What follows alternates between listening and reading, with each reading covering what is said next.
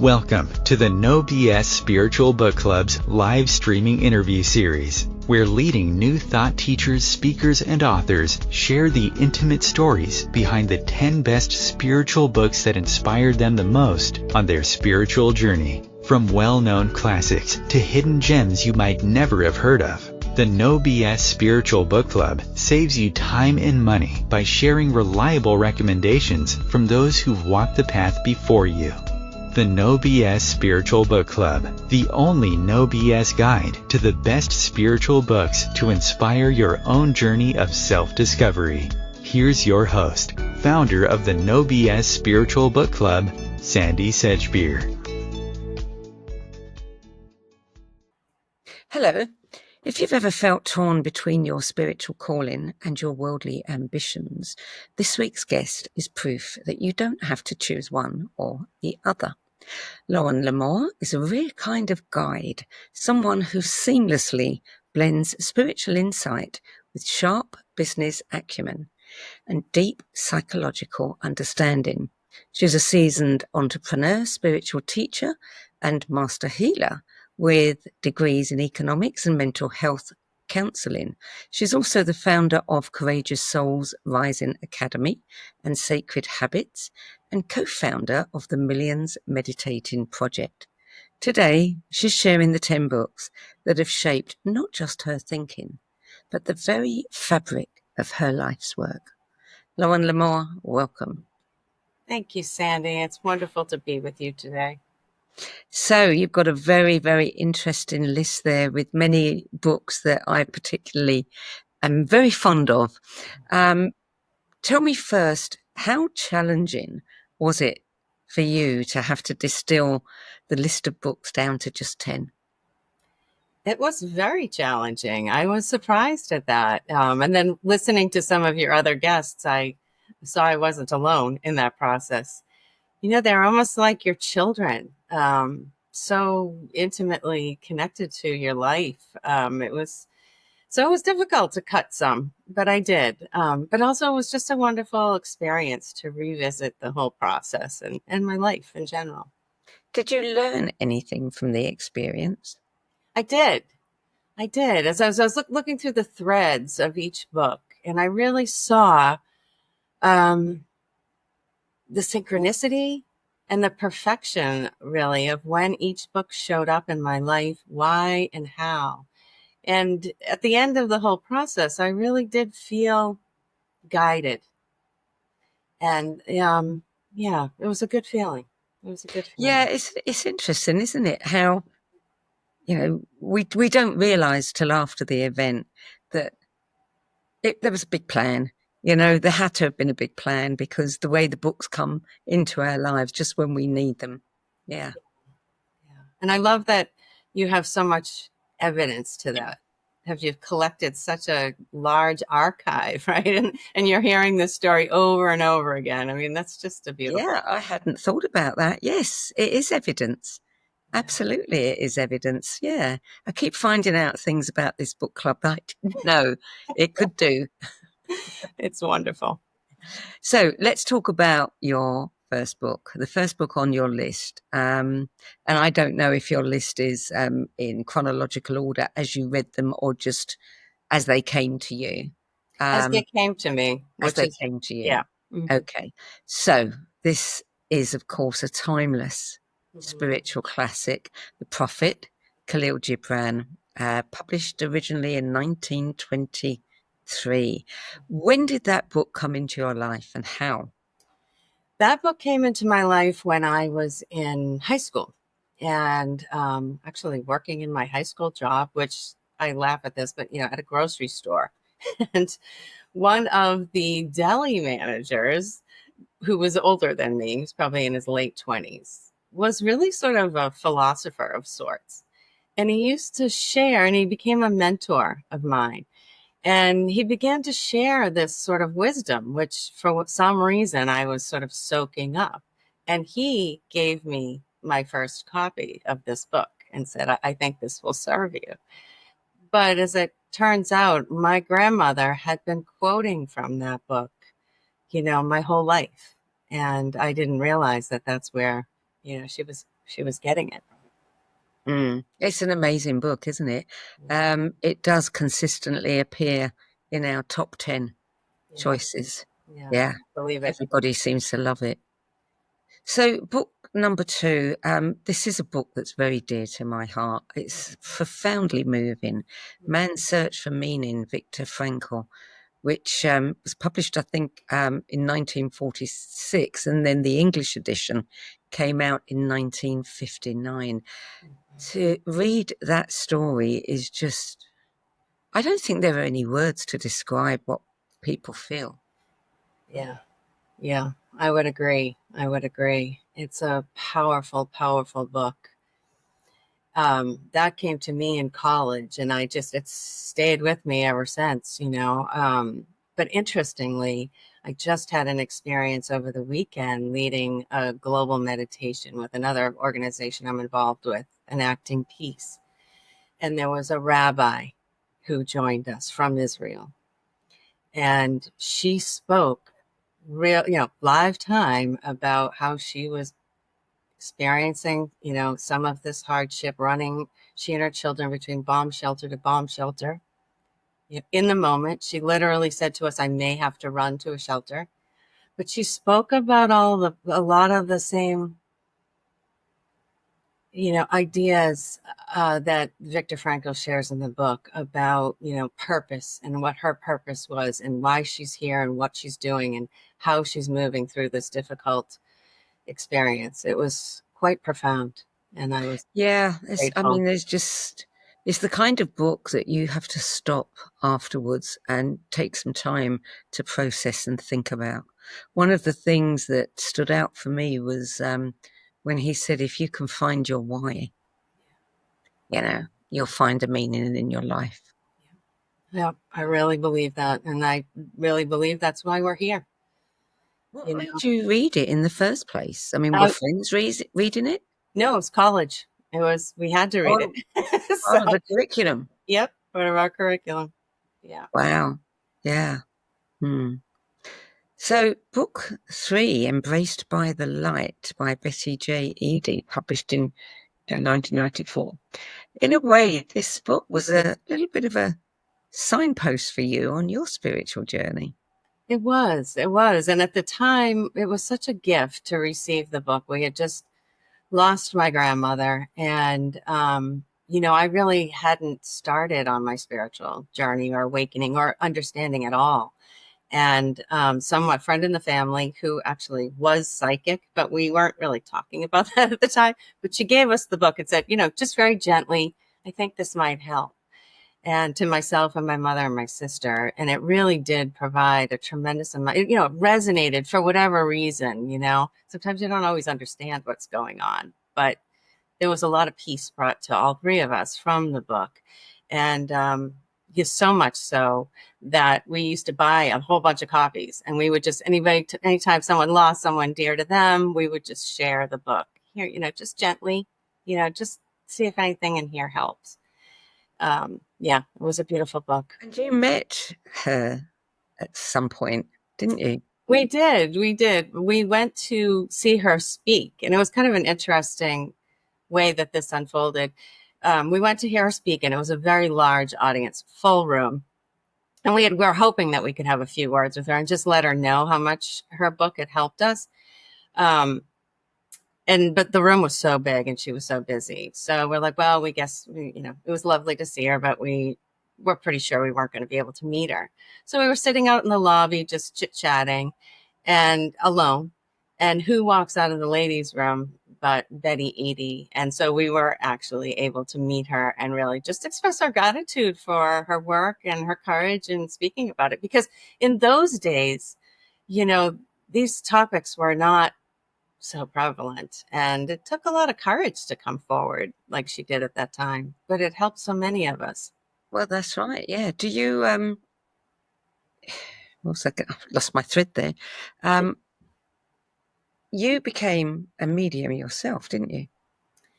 I did. At the time, well, I guess I was, at the time I didn't realize that I had that ability. That came later on. And again, it was all sort of divinely led, synchronistically occurring. I didn't plan any of this. I wasn't, oh, I'm going to become a medium now. Not at all. And in fact, it was the opposite. I just thought, oh, that's really cool. I would, it's wonderful there are people out there like that. But I never thought, oh, I can do that at all. So it's kind of interesting that, that sort of appeared in my life. So when you were looking back and, coming up with this book to put on your list, did you feel at all that somehow, there was a signal in that book that perhaps her book opened up something in you that made that possible? I think so. I believe now that our soul is guiding us the whole time. I also really believe, what Carolyn Mace talks about, our sacred contract, and that we do design most of our lives ahead of time. So if, we're at least sensitive enough, we're getting guides and little nudges here and there to sort of keep us on track and remind us of why we're really here. So I definitely think that her book and her work and her, served that purpose for us. So yeah, for sure. Mm. Was she as you expected her to be? She was beautiful. She was very humble, kind to us. I mean, it was just a brief encounter, but yeah, it was lovely to meet her and to thank her. Yeah. So book number 4, I Know Why the Caged Bird Sings, Maya Angelou, published in 1969. What made you read this book? I can't remember. I just, stumbled upon her. She was everywhere too at that point. So maybe it was on Oprah. I'm not sure. But I just remember, I think I listened to it first, just being my heart open. There was just something so powerful that I could also relate to with regard to her. My family upbringing, it was, not even close to hers, but it was difficult. And so, again, inspired by how much she could really find her truth and her power amidst all of the challenge. It was just very, very inspiring to me. You've And read it several times, haven't you? yeah, yeah. I just love her anyway. She just speaks to my heart and that sense of divine feminine power. And I actually got to see it in action with her towards the end of her life. And again, just I feel, synchronistically led, but this really changed my life seeing this. So what happened was a friend of mine from church who sings at our church was singing for her. She was backing her up or opening her show in Boston. So a bunch of us went, and Maya was probably well into her 80s at this point. And she was having difficulty with her hips.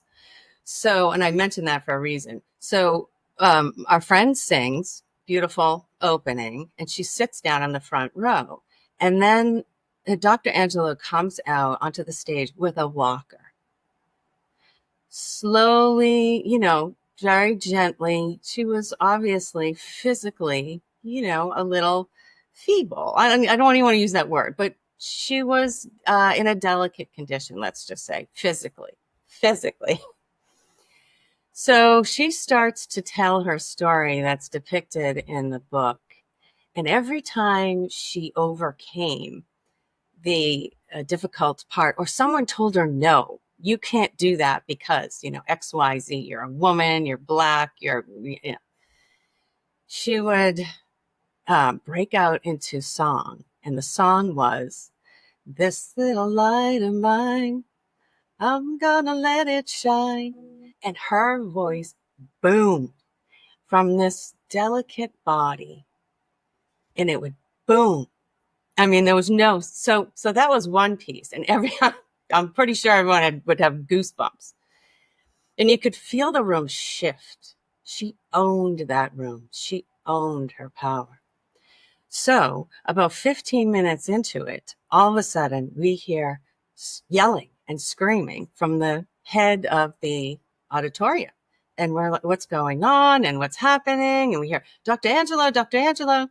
So the room starts to buzz and people start getting nervous. And you know how that is. It could be a scene. All of a sudden, Dr. Angelo says, people, there's a gentleman in the front row who is having a heart attack or some sort of medical issue. I want everyone to sit down. Is there a doctor and a nurse in the room? Come forward, please. The whole room sat down, quieted, sat down. And it turned out it was my friend's father-in-law who was having the medical issue. And so maybe a minute, if even that, a couple of doctors, nurses came forward. My friend starts yelling, oh my God. She says, Nicole, are you a doctor or nurse? No, ma'am. Sit down. So she did. You could have heard a pin drop. They come, they usher the gentleman out and out the door, and it was so quiet, you could hear the door clicking. That's how much of command of the room she had. We hear the door click, and she says, now where was I? She picked right up where she left off. That to me was a true demonstration of the divine feminine. It was beautiful. I mean, there's so many wonderful quotes that have gone on record from her books and talks, and the one that I love, to do with books is the one about the pain of holding an untold story inside you. I would think that mindset, her telling her stories, were her way of dissolving that pain. Yeah, I would imagine. And also empowering herself, not giving the power over to the story or the perpetrators Exactly. And here she was. I'm going to demonstrate to you. Yeah. Book number 5 is a book that opened the door to your psychic potential. Develop Your Psychic Skills by Enid Hoffman, published in 1981. Yeah, and here again, it wasn't necessarily the book itself, but the book was a signpost. And when I looked back, sort of that synchronicity, that common thread. So back at the time when we were finding Betty Eadie, my sister was getting involved with a gentleman whose sister was a psychic. And I was highly skeptical. So I was not one of these people who was raised in this or believed in it or even trusted it. So she started getting involved with some of these folks, and I was sort of, like I said, skeptical. And I guess when I found that book in a neighbor's yard sale, I just grabbed it, not because I thought, oh, I'm going to study this because I'm psychic. I just said, I want to learn more about how somebody becomes psychic. What is this anyway? And, so on and so forth. So that's why I grabbed it, but I never read it. And I tucked it away in a box because we moved shortly thereafter from South Florida up to Boston. And then about 7 years total, I was found myself in a Waldorf school with my children. And someone told me to, hey, Sarah's hosting a drumming circle. So I said, oh, great. I've always wanted to try that. So I showed up for this, what I thought was a drumming circle. And it turned out it was a psychic development circle. So I'm so sorry. I don't mean to bother you. She said, sit down. You'll be fine. And she said, well, we're going to teach you how to meditate. It's as if she knew what I needed. And I said, well, if you can show me how to shut my head off, which is what I was saying at the time, I'll happily sit here and mind my own business. I mean, good for all of you, but thank you for that gift. So I started sitting through the class, and I said, I think I have a book that, talks about all of the things that you're teaching here. So I went home and dug through the boxes that I still hadn't unpacked from my trip and discovered this book that's on the list. Brought it to class the next week, and she said, yes, that's my program. I helped co-write the book. You can't make that stuff up. But no, you can't. The synchronicities, don't you just love them? Book number 6, another one that consistently appears in the top 10, The 4 Agreements, A Practical Guide to Personal Freedom by Don Miguel Ruiz, published in 1997. The book is such a treasure. It really is. Yeah.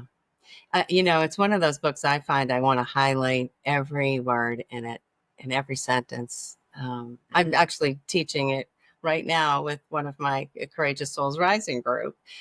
We practice it, though. We don't reread it, but then we apply it. And it's so fun to see. we go week by week, and it's like, okay, how are you doing with being impeccable with your word? I can't even tell you how many times I've gone through it, still stumble. It's simple, but not easy. But it's such a beautiful map towards, human mastery, I believe. Wonderful, wonderful gift to the world. Yeah, I mean, it's amazing that, it is a wonderful book, and that it can be encapsulated in just 4 lines, because that's the essence. And this is, a law to live by. Yeah. Those Yeah. 4 lines alone. That's so beautifully put. I believe it. I really feel like this should be a standard, Oh, offering in every school. me too. Children, imagine children being raised understanding this. We actually had an experience here. I'm in Boston, so we're New England's Patriots fans, and Tom Brady, some people might have heard of, was a big deal here.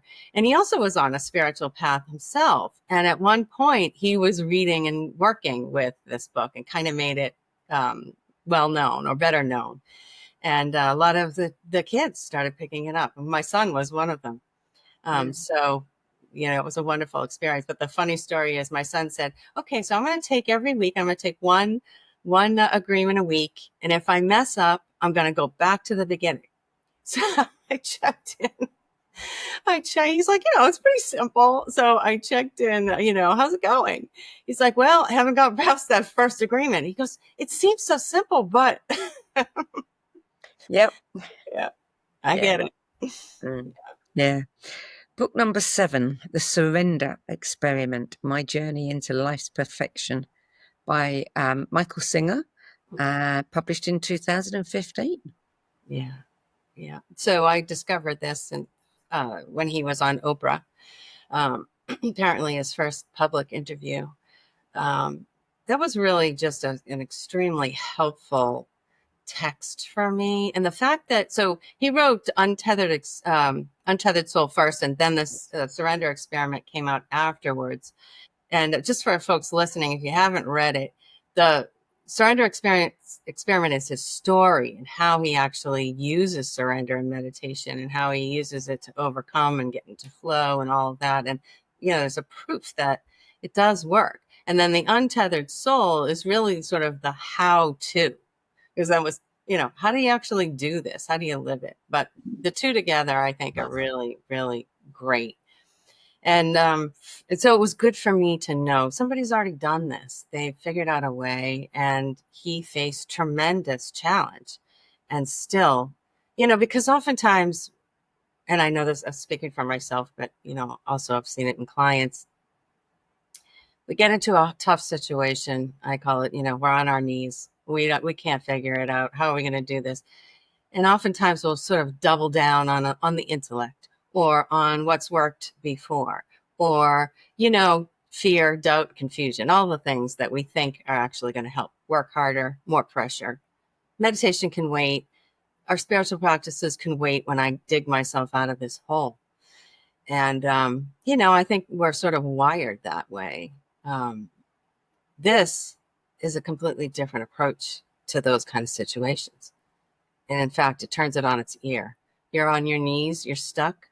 Go meditate for a few minutes. See what you decide to do then. See what wisdom and guidance comes to you then. See what you can open yourself up to with regard to these divine gifts. So when I found myself on my knees through a very difficult period in my life, divorce, and a very difficult illness with Lyme, which left me with some facial paralysis. It was 2008 and 9, so we know what happened with the economy there. It was a perfect storm. So, and it took a while to move through it. So when I discovered his book, it really just helped deepen my practice, and reassure me that it was the way to go. And of course, then the universe showed me that too. So I highly recommend it. It's beautiful, Yeah, beautiful work. indeed. Well, book number 8, I have to tell you, because I've only recently been doing a calculation. This is the number 1 recommended book for the past 5 years that the No BS Spiritual Book Club has been going. So many people have found so much in this book that it's topped their lists. Autobiography of a Yogi by Paramahansa Yogananda, published in 1946. Yeah, I understand why that is so. I'm sort of a latecomer to Yogananda and his work, which sort of makes me laugh when I think about how I actually did learn about him. It was via some plaques in the Biltmore Hotel while staying there on a business trip.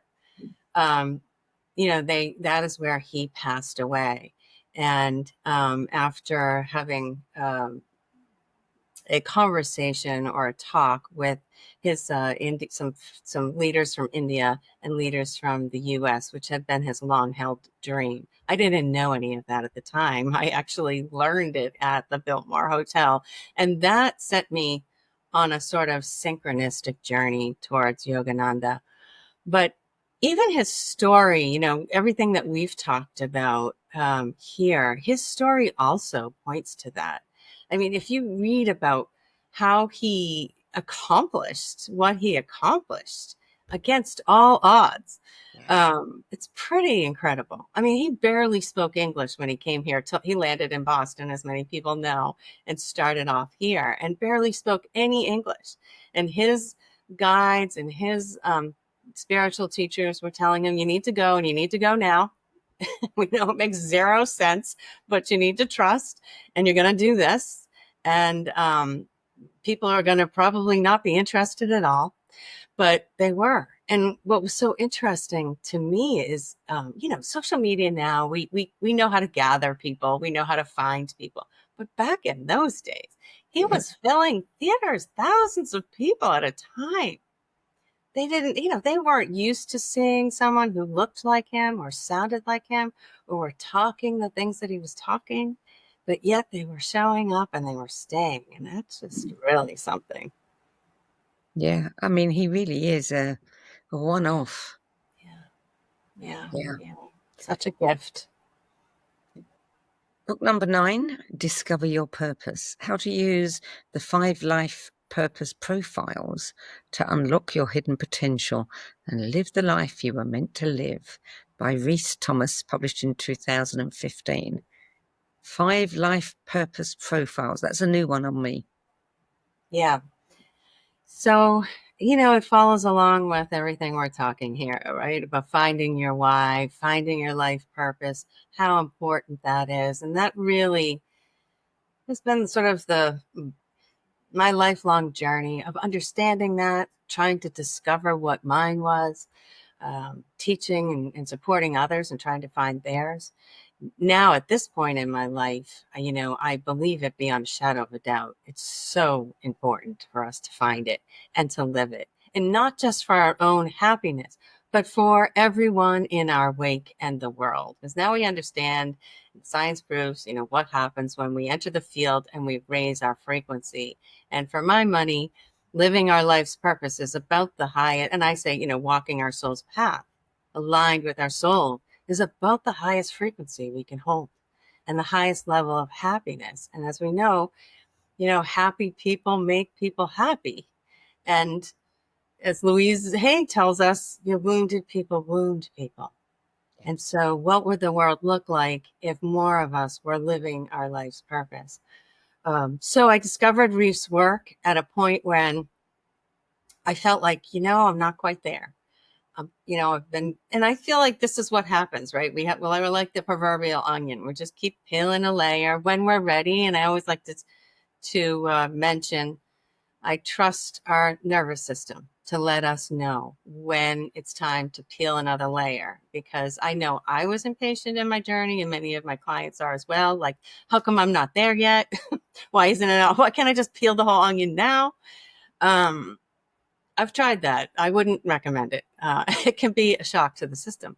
So anyway, I found Reese's book, and here he has a system to help us, based on ancient wisdom, to help us figure out what is our path and how are we meant to express our life's purpose energetically into the world. A lot of people think about the life's path and purpose that having to do with our job or what we do in the world. And sometimes that is an alignment, but not always. And with his work, it's starting from your energetic essence. He works with the chakra system. He works with the whole energetic body. There's a lot of quantum physics and mechanics, sound healing that he incorporates in all of his work. But this book is based on these 5 profiles, and he believes we have a primary profile and then a secondary profile. And you can take an assessment, you can figure it out. But what you'll find when you take the assessment, typically a realization that we've been living from someone else's idea of who we are, society's, idea of who we are and who we should be, back to Maya Angelou's, message, or even Yogananda's message. But what if you could show up fully aligned with your soul and live your life from that place and move towards your purpose? It's a beautiful state to be in. So I'm not saying I'm there, but part of the process. And I feel like this book is a good tool to help people with it. Well, it's a new one on me, and I'll certainly have a look at that because, I think that one of our purposes is to know who we are. Yeah. And for me, things like astrology, Enneagram, numerology, all of those things, human design, gene keys, are all wonderful tools that we've been given to look inside and know more about who we are. So anything that can add to that is welcome. And I think that, I like to use a lot of different tools and look. So I did a year studying human design and gene keys, which is beautiful.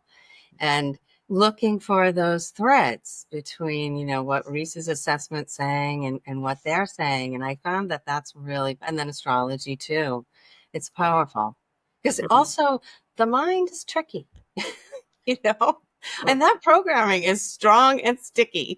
So if we can just keep looking and working and just know it's part of the process, it's part of being human, that, we can get there for sure. So the last book on your list, number 10, Being and Vibration, Entering the New World, Joseph Rao, also known as Beautiful Painted Arrow, and Mary Elizabeth Marlowe, published in 1993. And I have to tell you that Beautiful Painted Arrow has been coming up in conversations around me for the past 6 months. Yeah, you and me both. So, which is why I wanted to make sure I got his book on the, on the list. What a beautiful being and teacher he's been in the world. And I, like you, just discovered him through synchronicity. And a friend of mine sent me a copy of that book that I listed there. And it just was exquisite. Even the energy in the book, you can feel it. But the beauty in the words, very much like the essence of Don Miguel Ruiz, I would say, he's of that ilk.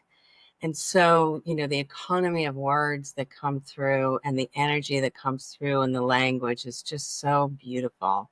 And he's talking about his tradition and his upbringing and how, his people truly understood how to live in this way.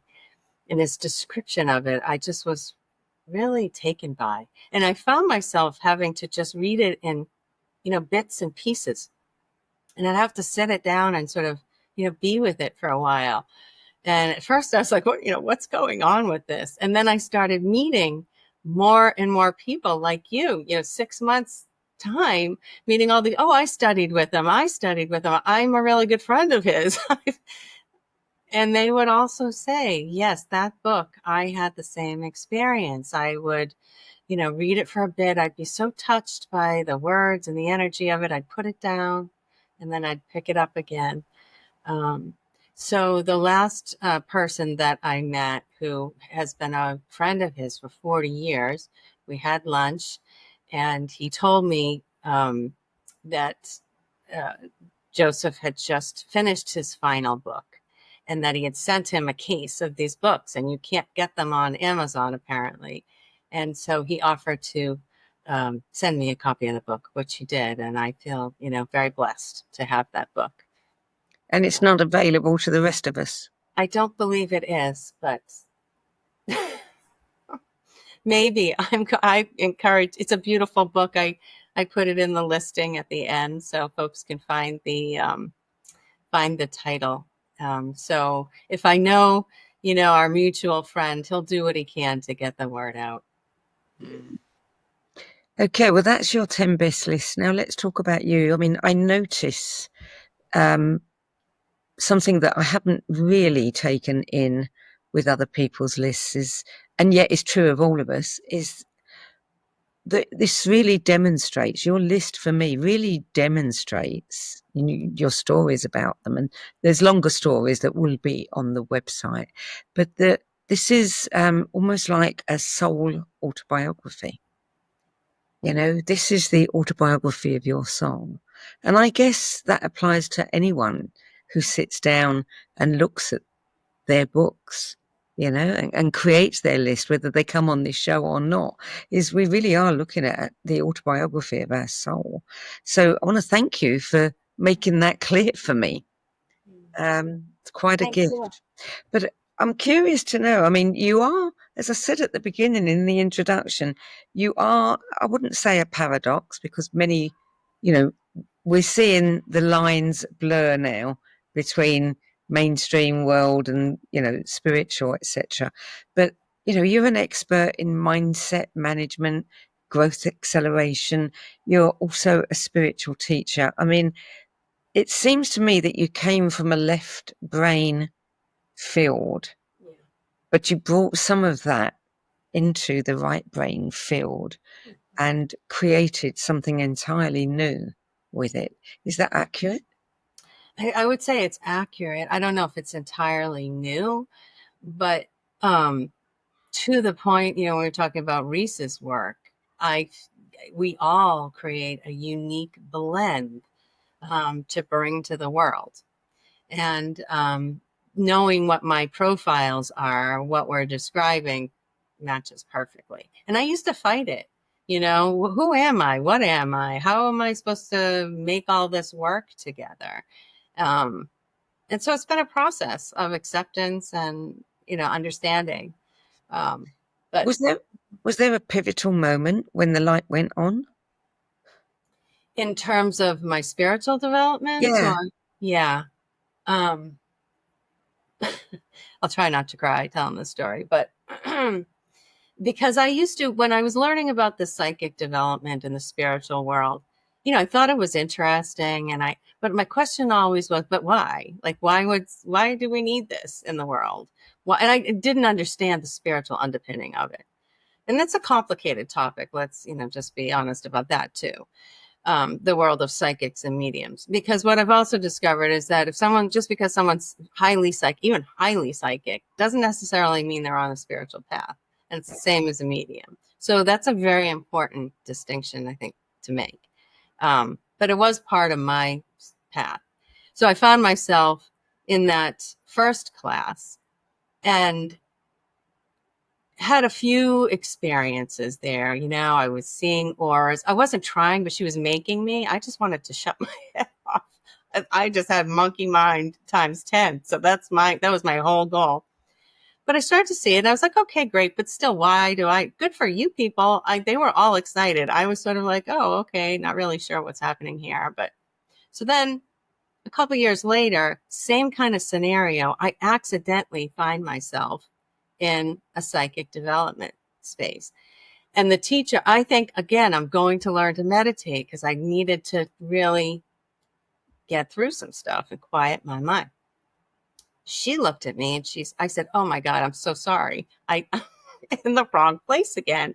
She said, sit down, you'll be fine. We're going to teach you how. She knew, just like the other person knew. And they said almost the same words. So I said, okay, if you don't mind. So I did. And she taught me deeper. And it turns out their teachings were very similar. They had similar training. Although this teacher had a lot more, she had a lot of indigenous training. She had a more, anyway, fast forward, she had a school and a lot of my friends were going. And I said, well, because they were all into it. I was like, well, I'm going to be in the way. She's not going to let me come. So they said, well, let's ask her. She said, of course, come. So fast forward, what really changed my mind about it was she forced me to start doing some of the work. And when I did, well, how she had us work with was to look at the chakras. We were first working with our clairvoyance, and she had us look at the chakras of the being and essentially at the soul. We were doing soul readings. And she had us actually draw them.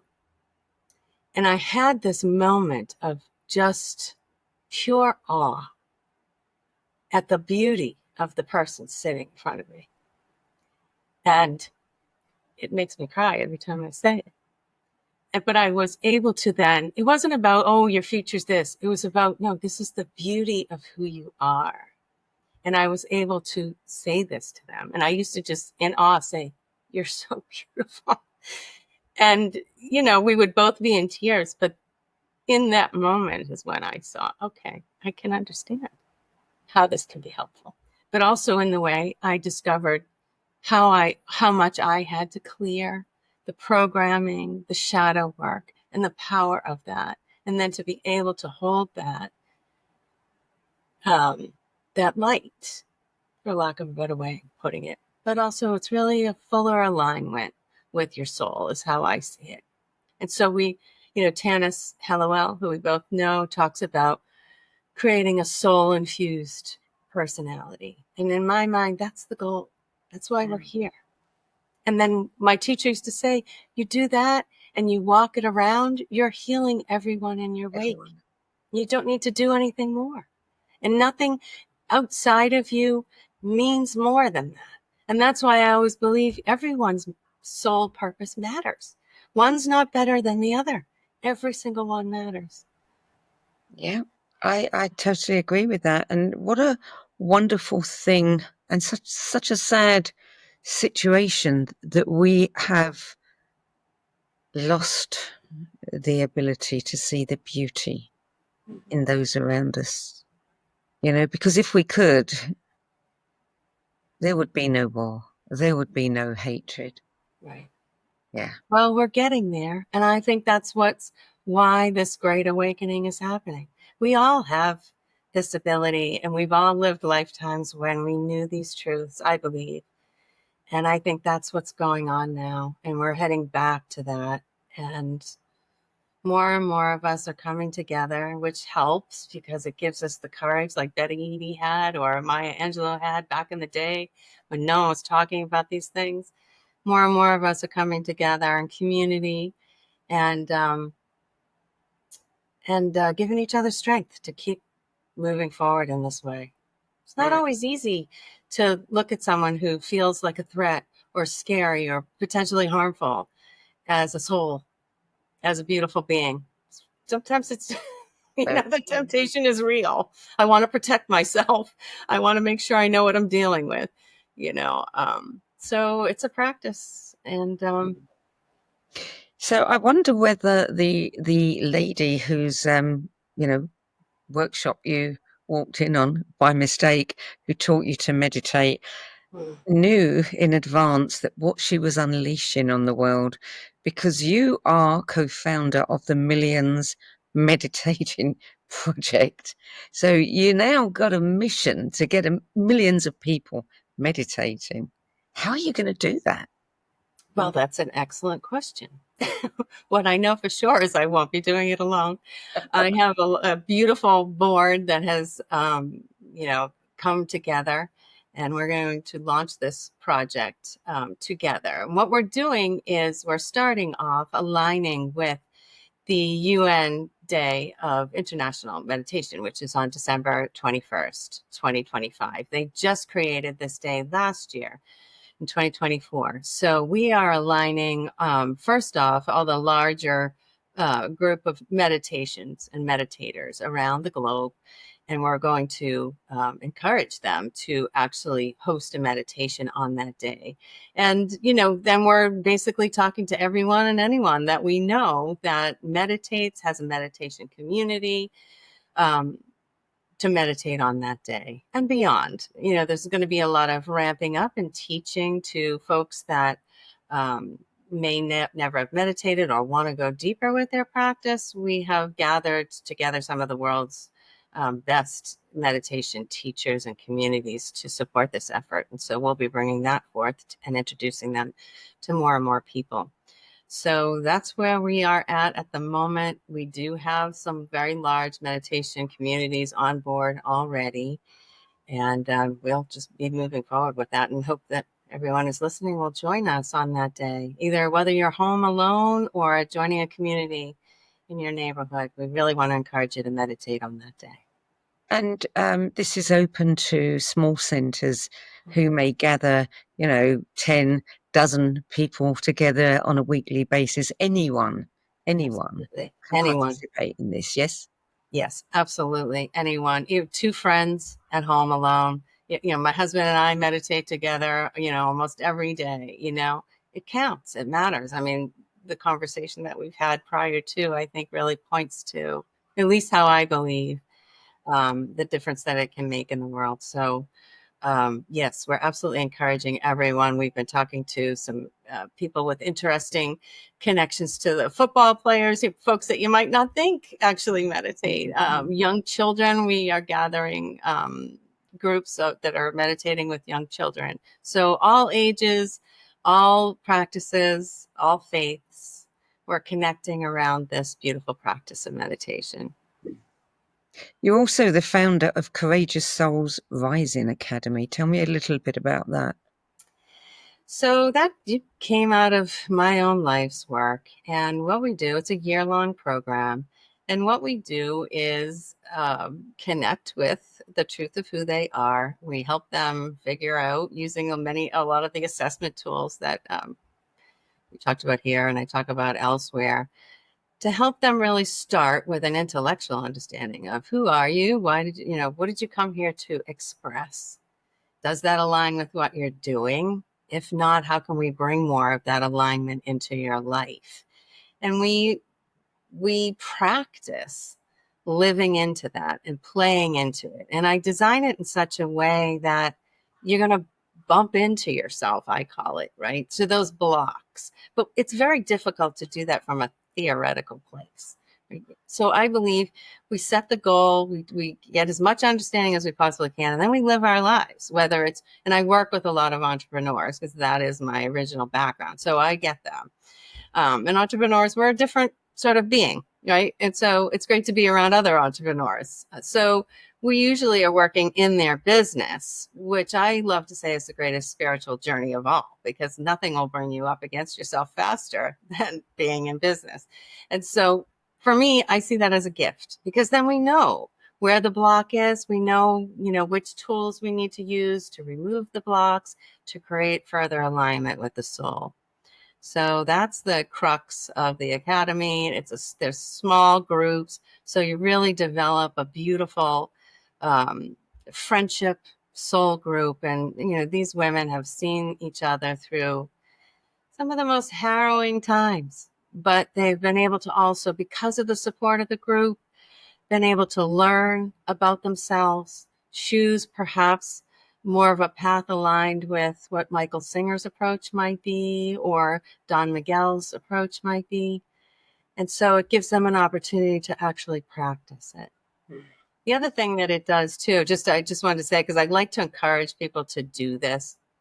When you start to discover who you really are and who you are in your power, I really want to encourage people to practice it in a safe place, because sometimes we discover it, but then we can't find that safe place to actually practice it. And sometimes it takes some practice, right? Because we've had this programming from beyond the beyond. I mean, we take a lot of this on generationally, as we know.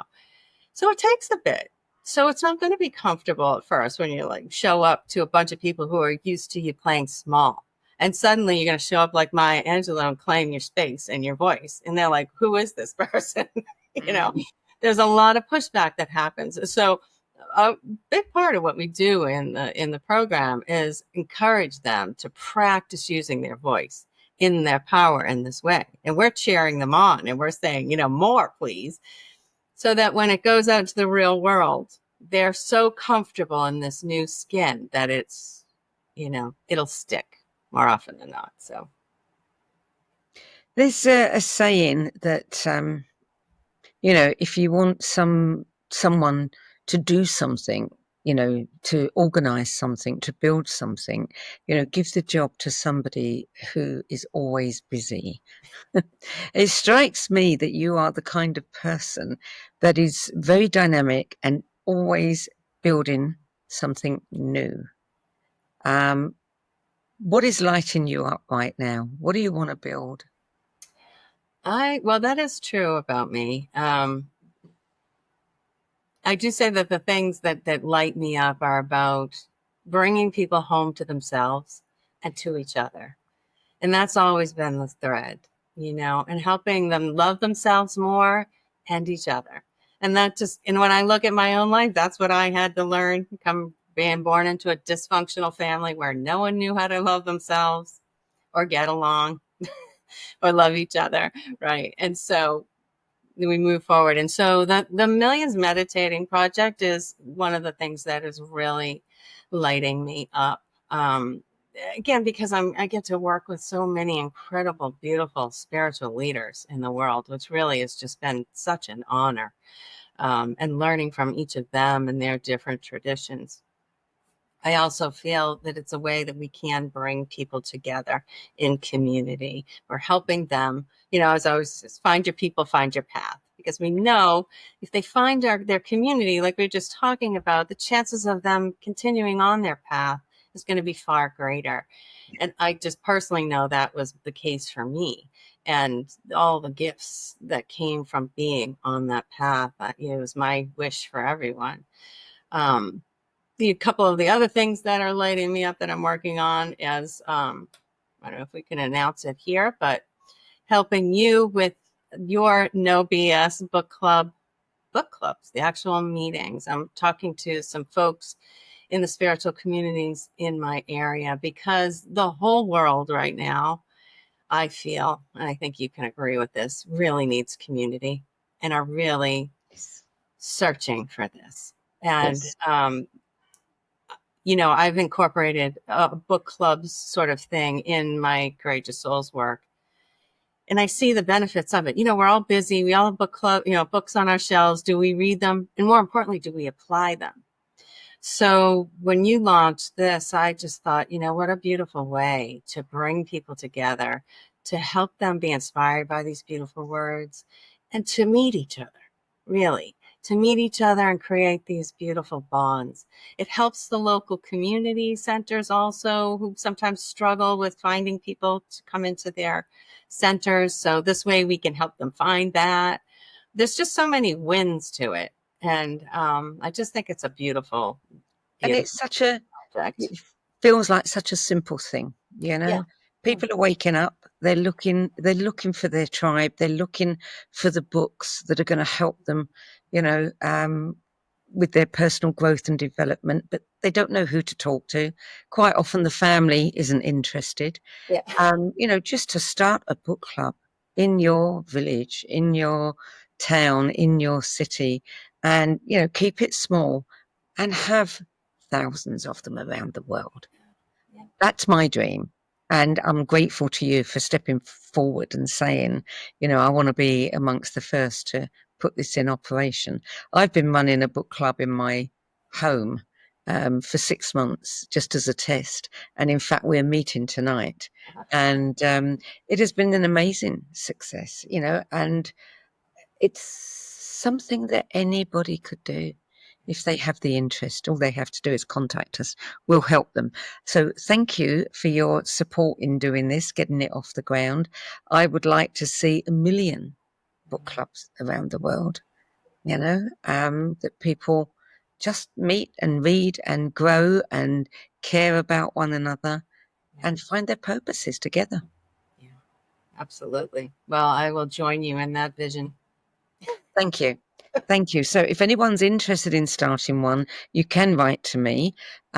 We are building a new website. We're getting it ready for launching this. It has to be a lot more robust than what we've currently got. So it won't actually start for a couple of months yet, but you can register your interest by writing to me. And I think anybody on our list knows how to reach me. And I think it's also on YouTube as well, my email address. But we're almost out of time. I need to ask you a question that we ask all our guests. And that is, you probably know this one. Steve Jobs famously gave every attendee at his memorial a copy of Autobiography of a Yogi. So it's obviously top of his list. What book would you want to pass on to your guests at your memorial? I think I would go with the Four Agreements. The Four Agreements. Yeah, because it's something that you can, well, I was going to say easily apply, but you can understand and readily start to practice. And I truly believe if we could each sort of at least begin to master those Four Agreements, the world would be a better place. Yeah. Well, that would be the workbook I would choose. For its simplicity, its applicability, and its power. It would be on my list of books to offer them. I'd probably end up giving everybody a crate full of books. I know, it's I hard couldn't choose. Which book would you choose, though? If you had to pick one, which would you pick? I don't know, because you really don't know, who's going to be there and where their head is at and what stage they're at. I think the Four Agreements is a good choice because it's so down to earth. It's so practical that somebody, regardless of religion, belief, whatever, it's a useful book. Books like The Alchemist and I think Autobiography of a Yogi, everybody should read, but not everybody's going to be drawn to it. But I think, that is a really good choice that you've made there. I think anyone would take that book away and probably want to read it. Hopefully. Yeah. I'll start buying them up now. Yeah. Lauren Lamore, thank you for adding your 10 best list of spiritual books to the No BS Spiritual Book Club's library of recommendations. We are really grateful for your participation in this. Thank you, Sandie. It's been wonderful spending time with you. You too. And if you want to know more about Lauren's work and services, you can visit her website at lifevisionary.com. Now, before we go, what can we learn from Lauren's 10 best list? For me, it's this. The books that touch us deeply, they're much more than just titles. They are mirrors of moments, shifts in perspective, and turning points on the journey to wholeness. From the poetry of Khalil Gibran to the vibrations of Joseph Rael, from Maya Angelou's fierce grace to Michael Singer's surrender. Lauren's list reminds us that spiritual awakening doesn't follow a straight line. It weaves through grief, courage, intuition, purpose, and sometimes unexpected synchronicity. So here's something to reflect on. What are the books or even the sentences that have stayed with you long after you closed the cover? What truths have waited patiently for you to grow into them? And what messages might still be whispering to you from the pages of the next book you're meant to find?